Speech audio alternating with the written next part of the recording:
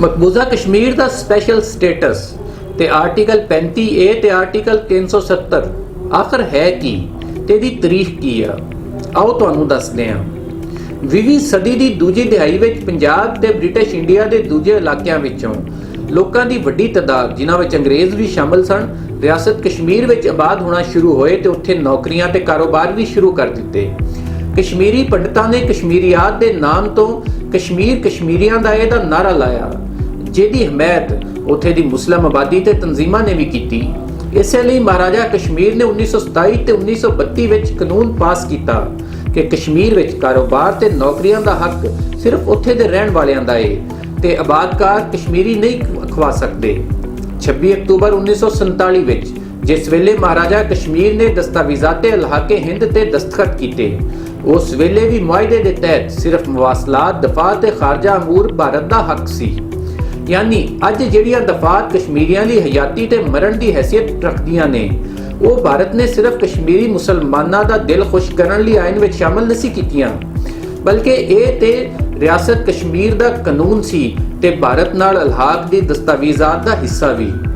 1952 ਵਿੱਚ ਸ਼ੇਖ ਅਬਦੁੱਲਾ ਤੇ ਪੰਡਤ ਨਹਿਰੂ ਦੇ ਵਿਚਕਾਰ ਹੋਣ ਵਾਲੇ ਮੁਆਹਦੇ ਦਿੱਲੀ ਵਿੱਚ ਕਸ਼ਮੀਰੀਆਂ ਨੂੰ ਭਾਰਤੀ ਸ਼ਹਿਰੀ ਮੰਨ ਲਿਆ ਗਿਆ ਤੇ ਭਾਰਤ ਨੇ ਉਹਦੇ ਵੱਟੇ ਕਸ਼ਮੀਰ ਦੇ ਖਸੂਸੀ ਅਖਤਿਆਰਾਤ ਤਸਲੀਮ ਕਰ ਲਏ ਤੇ ਨਾ ਸਿਰਫ ਇਹ ਕਿ ਉਹ ਭਾਰਤੀ ਆਇਨ ਦਾ ਹਿੱਸਾ ਬਣੇ, ਬਲਕਿ ਕਸ਼ਮੀਰ ਦੀ ਕਾਨੂੰਨ ਸਾਜ਼ ਅਸੈਂਬਲੀ ਨੇ ਵੀ ਉਹਨਾਂ ਨੂੰ ਆਪਣੇ ਆਇਨ ਵਿੱਚ ਮਨਜ਼ੂਰ ਕੀਤਾ। ਰਿਆਸਤ ਜੰਮੂ ਕਸ਼ਮੀਰ ਦੀ ਆਪਣੀ ਆਇਨੀ ਸ਼ਨਾਖਤ ਹੈ, ਜੋ ਆਇਨ ਸਾਜ਼ ਅਸੈਂਬਲੀ ਦੀ ਬਣਾਈ ਹੋਈ ਹੈ, ਜਿਹੜੀ 1951 ਵਿੱਚ ਵਜੂਦ ਵਿੱਚ ਆਈ। ਉਸ ਆਇਨ ਸਾਜ਼ ਅਸੈਂਬਲੀ ਨੇ ਮੈਂਬਰਾਂ ਦੀ ਇੱਕ ਕਮੇਟੀ ਬਣਾਈ, ਜਿਹਨੂੰ ਡਰਾਫਟ ਕਮੇਟੀ ਦਾ ਨਾਮ ਦਿੱਤਾ ਗਿਆ। ਕਮੇਟੀ ਦੇ ਜ਼ਿੰਮੇ ਇਹ ਕੰਮ ਸੀ ਕਿ ਉਹ ਆਇਨੇ ਹਿੰਦ ਦੀਆਂ ਮੁਖਤਲਿਫ ਦਫਾਤ ਨੂੰ ਪੜ੍ਹੇ ਤੇ ਉਹਨਾਂ ਨੂੰ ਰਿਆਸਤ ਵਿੱਚ ਲਾਉਣ ਜਾਂ ਨਾ ਲਾਉਣ ਦੀ ਸਿਫਾਰਿਸ਼ ਕਰੇ। ਉਸ ਕਮੇਟੀ ਵਿੱਚ ਗਰਦਾਰੀ ਲਾਲ ਡੋਗਰਾ, ਦੁਰਗਾ ਪ੍ਰਸਾਦ ਧਰ, ਸੈਯਦ ਮੀਰ ਕਾਸਮ, ਗੁਲਾਮ ਰਸੂਲ ਰਿੰਜ਼ੋ ਤੇ ਹਰਬੰਸ ਸਿੰਘ ਆਜ਼ਾਦ ਸ਼ਾਮਲ ਸੀ। ਕਮੇਟੀ ਨੇ ਆਇਨੇ ਹਿੰਦ ਦੀਆਂ ਕਈ ਦਫਾਤ ਨੂੰ ਤੇ ਉਕਾਈ ਮੁਸਤਰਦ ਕਰ ਦਿੱਤਾ, ਜਦ ਕਿ ਬਹੁਤ ਸਾਰੀਆਂ ਦਫਾਤ ਦੇ ਬਾਰੇ ਵਿੱਚ ਆਪਣੇ ਇਤਰਾਜ਼ਾਤ ਵੀ ਪੇਸ਼ ਕੀਤੇ।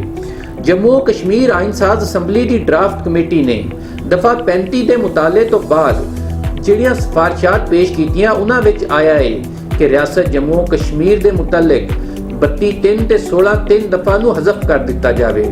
ਦੂਜੇ ਲਫ਼ਜ਼ਾਂ ਵਿੱਚ ਕਲਾਸ ਅਵਲੋ ਦੌਮ ਵਿੱਚ 1927 ਤੇ 1932 ਦੇ ਐਲਾਨੀਆ ਜਾਤ ਤੋਂ ਹੁਕਮਾਂ ਦੇ ਮੁਤਾਬਕ ਜਿਹੜੇ ਲੋਕ ਇੱਥੇ ਦਾਇਮੀ ਇਕਾਮਤ ਦਾ ਹੱਕ ਰੱਖਦੇ ਸੀ, ਉਹੀ ਹਕੀਕੀ ਬਸ਼ਿੰਦੇ ਅਖਵਾ ਸਕਦੇ ਸੀ। ਮਤਲਬ ਦਫਾ 35 ਦਾ ਨਵਾਂ ਨਾਮ 35A ਰਿਹਾ, ਜੋ ਕੱਲਾ ਕਸ਼ਮੀਰ ਵਿੱਚ ਚੱਲ ਸਕਦਾ ਸੀ, ਜਿੱਥੇ ਦਫਾ 35 ਵਿੱਚ ਕਿਸੇ ਵੀ ਭਾਰਤੀ ਸ਼ਹਿਰੀ ਨੂੰ ਭਾਰਤ ਦੇ ਕਿਸੇ ਵੀ ਰਿਆਸਤ ਜਾਂ ਇਲਾਕੇ ਵਿੱਚ ਰਹਿਣ ਜਾਂ ਕਾਰੋਬਾਰ ਕਰਨ ਦਾ ਹੱਕ ਹੈ। ਉੱਥੇ 35A ਵਿੱਚ ਰਿਆਸਤ ਜੰਮੂ ਕਸ਼ਮੀਰ ਵਿੱਚ ਸਿਰਫ ਰਿਆਸਤ ਦੇ ਮੁਸਤਕਿਲ ਰਹਿਣ ਵਾਲੇ ਹੀ ਰਹਿ ਸਕਦੇ ਨੇ। ਰਿਆਸਤ ਦੇ ਵਿੱਚ ਜ਼ਰੀਆ ਮੁਆਸ਼ ਹਾਸਲ ਕਰਨਾ, ਕਾਰੋਬਾਰ ਹਾਸਲ ਕਰਨ ਦਾ ਵੀ ਹੱਕ ਉਹਨਾਂ ਦੇ ਨਾਂ ਹੀ ਹੈ। ਕਮੇਟੀ ਨੇ 11 ਫਰਵਰੀ 1954 ਨੂੰ ਆਪਣੀਆਂ ਸਿਫਾਰਸ਼ਾਤ ਪੇਸ਼ ਕੀਤੀਆਂ ਤੇ 15 ਫਰਵਰੀ 1954 ਨੂੰ ਜੰਮੂ ਕਸ਼ਮੀਰ ਆਇਨ ਸਾਜ਼ ਅਸੈਂਬਲੀ ਨੇ ਇਹਨਾਂ ਸਿਫਾਰਸ਼ਾਤ ਨੂੰ ਮਨਜ਼ੂਰ ਕਰ ਲਿਆ ਤੇ ਰਿਆਸਤੀ ਸਰਕਾਰ ਨੂੰ ਇਹ ਕਿਹਾ ਗਿਆ ਕਿ ਇਹ ਸਿਫਾਰਸ਼ਾਤ ਸਦਰ ਜਮਹੂਰੀਆ ਹਿੰਦ ਨੂੰ ਪੇਸ਼ ਕੀਤੀਆਂ ਜਾਣ। ਜੰਮੂ ਕਸ਼ਮੀਰ ਸਰਕਾਰ ਨੇ ਰਿਆਸਤੀ ਆਇਨ ਸਾਜ਼ ਅਸੈਂਬਲੀ ਦੀ ਸਿਫਾਰਸ਼ਾਤ ਨੂੰ ਸਦਰ ਜਮਹੂਰੀਆ ਹਿੰਦ ਡਾਕਟਰ ਰਾਜਿੰਦਰਾ ਪ੍ਰਸਾਦ ਦੇ ਸਾਹਮਣੇ ਪੇਸ਼ ਕੀਤਾ, ਜਿਨ੍ਹਾਂ ਨੇ ਉਹਨਾਂ ਨੂੰ ਬੇਅਨੇ ਹੀ ਕਬੂਲ ਕਰਦੇ ਹੋਏ 14 ਮਈ 1954 ਦੇ ਦਿਨ ਆਪਣੇ ਦਸਤਖਤ ਕੀਤੇ ਤੇ ਸਦਾਰਤੀ ਹੁਕਮਨਾਮਾ ਜਾਰੀ ਹੋਇਆ, ਜਿਹਦੇ ਤੋਂ ਬਾਅਦ 35A ਦੇ ਵਸੀਲੇ ਦੇ ਨਾਲ 1937 ਤੇ 1932 ਤੋਂ ਰਿਆਸਤੀ ਅਕਾਮਤੀ ਕਵਾਨੀਨ ਨੂੰ ਆਇਨੀ ਤਹੱਫੁਜ਼ ਫਰਾਹਮ ਕਰ ਦਿੱਤਾ ਗਿਆ।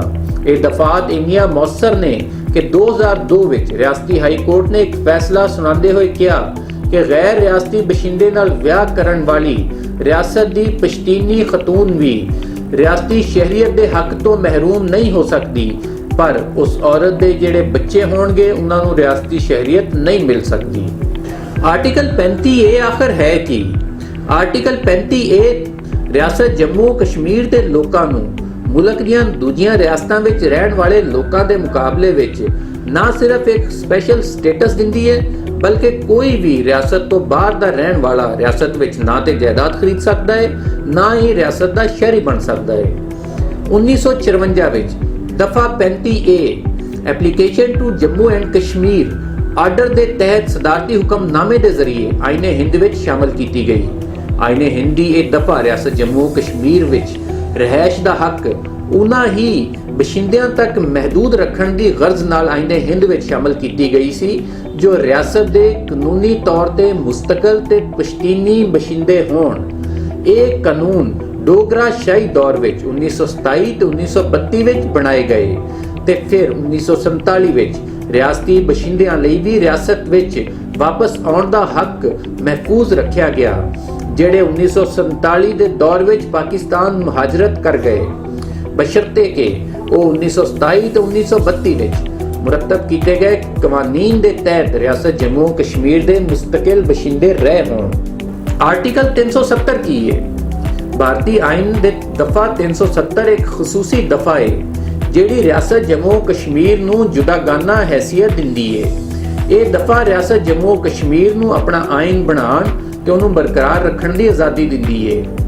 ਇਸ ਖਸੂਸੀ ਦਫਾ ਦੇ ਤਹਿਤ ਦਫਾਈ ਅਮੂਰ, ਮਾਲੀਆਤ, ਖਾਰਜਾ ਅਮੂਰ ਵਗੈਰਾ ਨੂੰ ਛੱਡ ਕੇ ਕਿਸੇ ਹੋਰ ਮਾਮਲੇ ਵਿੱਚ ਮੁਤਹਿਦਾ ਮਰਕਜ਼ੀ ਹਕੂਮਤ, ਮਰਕਜ਼ੀ ਪਾਰਲੀਮਾਨ ਰਿਆਸਤੀ ਹਕੂਮਤ ਦੀ ਤੌਸੀਕ ਤੇ ਮਨਜ਼ੂਰੀ ਤੋਂ ਬਗੈਰ ਭਾਰਤੀ ਕਵਾਨੀਨ ਦਾ ਰਿਆਸਤ ਜੰਮੂ ਕਸ਼ਮੀਰ ਦੇ ਵਿੱਚ ਨਫਾਜ਼ ਨਹੀਂ ਕਰ ਸਕਦੀ। ਦਫਾ 370 ਦੇ ਤਹਿਤ ਰਿਆਸਤ ਜੰਮੂ ਕਸ਼ਮੀਰ ਨੂੰ ਇੱਕ ਖਸੂਸੀ ਤੇ ਮੁਨਫਰਿਦ ਮੁਕਾਮ ਹਾਸਲ ਹੈ। ਭਾਰਤੀ ਆਇਨ ਦੀ ਜੋ ਦਫਾਤ ਤੇ ਕਾਨੂੰਨ ਦੂਜੀਆਂ ਰਿਆਸਤਾਂ ਤੇ ਲੱਗਦੇ ਨੇ ਉਹ ਇਸ ਦਫਾ ਦੇ ਤਹਿਤ ਰਿਆਸਤ ਜੰਮੂ ਕਸ਼ਮੀਰ ਵਿੱਚ ਨਾਫਜ਼ ਨਹੀਂ ਕੀਤੇ ਜਾ ਸਕਦੇ। ਇਸ ਦਫਾ ਦੇ ਤਹਿਤ ਰਿਆਸਤ ਜੰਮੂ ਕਸ਼ਮੀਰ ਦੇ ਬਹੁਤ ਸਾਰੇ ਬੁਨਿਆਦੀ ਅਮੂਰ ਜਿਨ੍ਹਾਂ ਵਿੱਚ ਸ਼ਹਿਰੀਆਂ ਲਈ ਜਾਇਦਾਦ, ਸ਼ਹਿਰੀਅਤ ਤੇ ਬੁਨਿਆਦੀ ਹਕੂਕ ਸ਼ਾਮਲ ਨੇ, ਉਹਨਾਂ ਦੇ ਕਵਾਨੀਨ ਆਮ ਭਾਰਤੀ ਕਵਾਨੀਨ ਨਾਲੋਂ ਬਿਲਕੁਲ ਮੁਖਤਲਿਫ ਨੇ। ਭਾਰਤ ਦਾ ਕੋਈ ਵੀ ਆਮ ਸ਼ਹਿਰੀ ਰਿਆਸਤ ਜੰਮੂ ਕਸ਼ਮੀਰ ਦੇ ਅੰਦਰ ਜਾਇਦਾਦ ਨਹੀਂ ਖਰੀਦ ਸਕਦਾ। ਇਹ ਅਮਰ ਸਿਰਫ ਭਾਰਤ ਦੇ ਆਮ ਸ਼ਹਿਰੀਆਂ ਦੀ ਹੱਦ ਤੱਕ ਹੀ ਮਹਿਦੂਦ ਨਹੀਂ ਬਲਕਿ ਭਾਰਤੀ ਕਾਰਪੋਰੇਸ਼ਨਸ ਤੇ ਹੋਰ ਨਿੱਜੀ ਤੇ ਸਰਕਾਰੀ ਕੰਪਨੀਆਂ ਵੀ ਰਿਆਸਤ ਦੇ ਅੰਦਰ ਬਿਲਾ ਕਾਨੂੰਨੀ ਜਵਾਜ਼ ਜਾਇਦਾਦ ਹਾਸਲ ਨਹੀਂ ਕਰ ਸਕਦੀਆਂ। ਇਸ ਕਾਨੂੰਨ ਦੇ ਮੁਤਾਬਕ ਰਿਆਸਤ ਦੇ ਅੰਦਰ ਰਿਹਾਇਸ਼ੀ ਕਲੋਨੀਆਂ ਬਣਾਉਣ ਤੇ ਸਨਅਤੀ ਕਾਰਖਾਨੇ, ਡੈਮ ਤੇ ਹੋਰ ਕਾਰਖਾਨੇ ਲਾਉਣ ਲਈ ਰਿਆਸਤੀ ਅਰਾਜ਼ੀ ਤੇ ਕਬਜ਼ਾ ਨਹੀਂ ਕੀਤਾ ਜਾ ਸਕਦਾ।